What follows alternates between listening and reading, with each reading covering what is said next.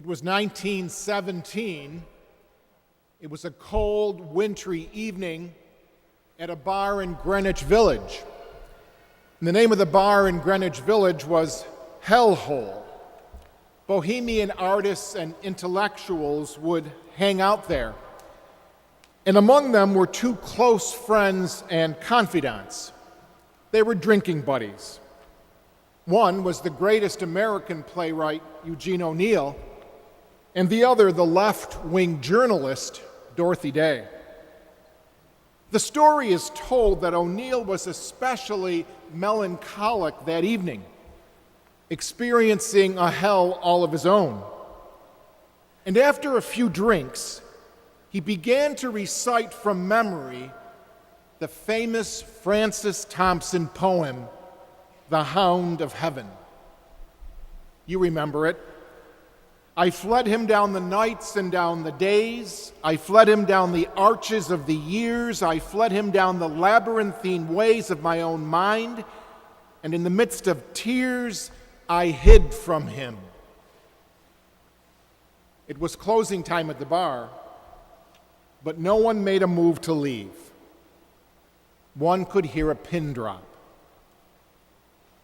If you are familiar with that poem, you know that it is about our common flight from the God who constantly pursues us and never gives up on us. At the end of that evening, Dorothy Day and Eugene O'Neill parted company, and it was a decade before they saw one another again. Dorothy Day later wrote about this evening. She wrote about the evening of 1917 in Greenwich Village, a night that changed her life forever. You see, she had been living a reckless life. She was an agnostic. She admitted that she was hiding from God. She married twice, conceived twice, aborted twice, and finally bore a daughter by a man she never married.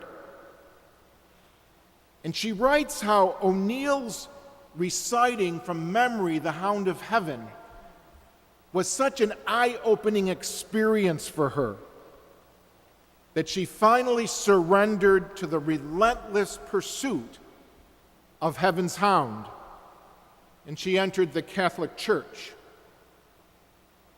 One of the verses of the poem was significantly important to her, and it goes like this. I awoke in the night with a sense of futility, of being unloved and unwanted, and suddenly I felt a sureness of God's love. And from that time on, she lived a life of poverty, no income, no security. She cared for the homeless in the streets right around the bar named the Hellhole. She had discovered the merciful God who finally caught her after years of her running and hiding. If you're familiar with O'Neill, you know that he won 4 Pulitzer Prizes and a Nobel Prize in literature. Many do believe that he was the greatest American playwright. He knew The Hound of Heaven by heart, but he definitively rejected doctrinal Catholicism.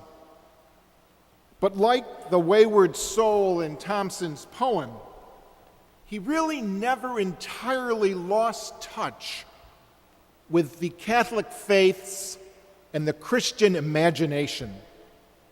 His themes, his language, his imagery are all Catholic and Christian.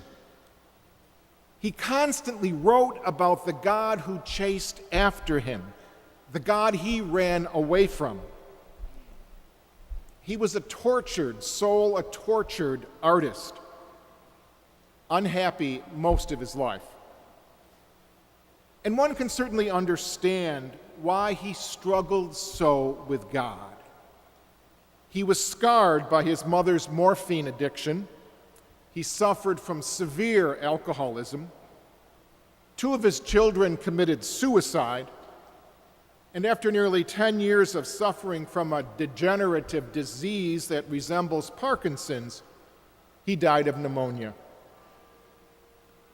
And yet, on that cold winter night in Greenwich Village, he was able to open the eyes of his friend Dorothy Day to a merciful God.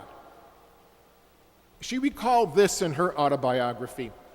She wrote that the poem, The Hound of Heaven, is one of those poems that awakens the soul, recalls to it the fact that God is its destiny.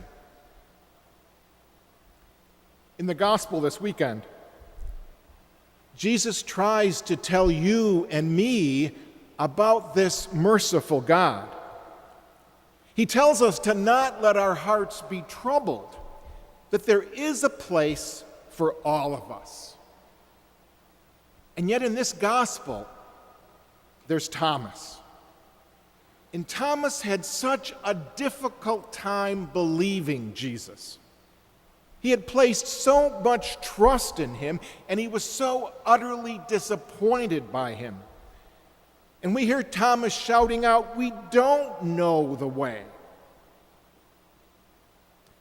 I believe that Eugene O'Neill is so much like Thomas, and that our world is full of Eugene O'Neills and full of Thomases who struggle to find the way that so often seems so very confusing. And this is especially true of people who have suffered much from the unfairness of life. For people who have suffered much, it's so easy to experience what O'Neill experienced. I fled him down the night and down the days, I hid from him. Dorothy Day kept vigil with Eugene O'Neill as he lay dying in Boston in 1953.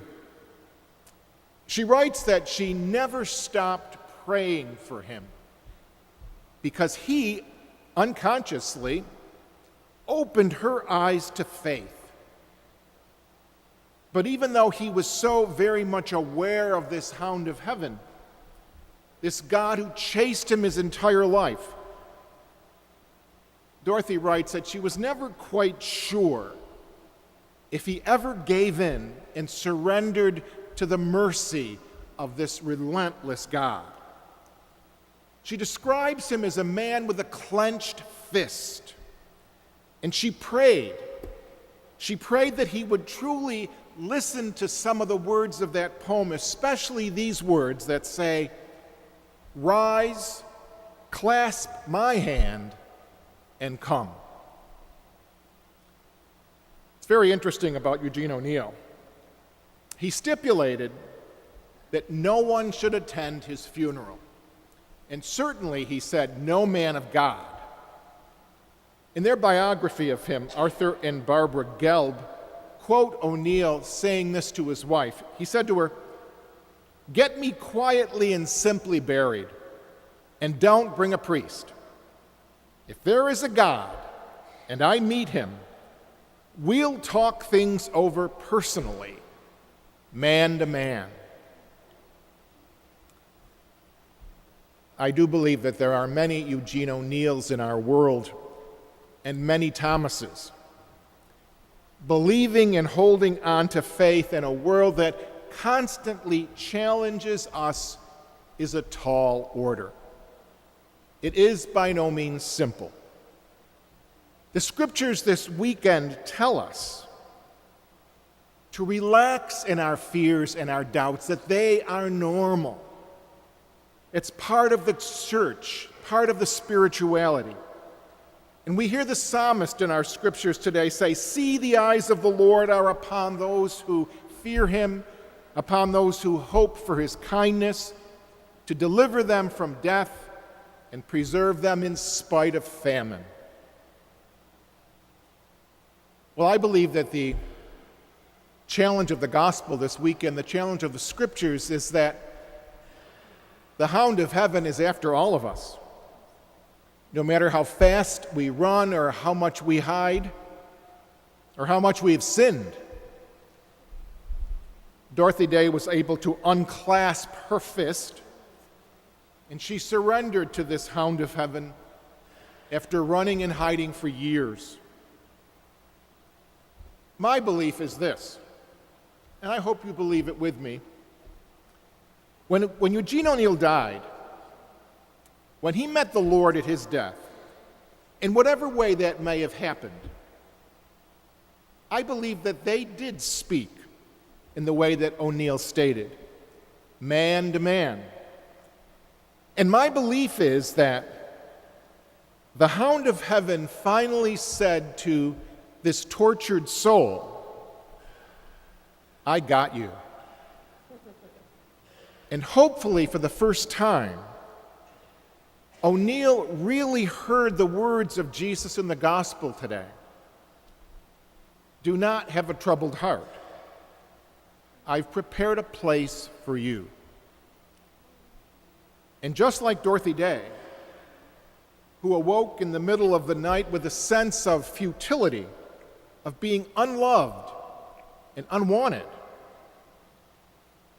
I believe that Eugene O'Neill suddenly felt a sureness of God's love.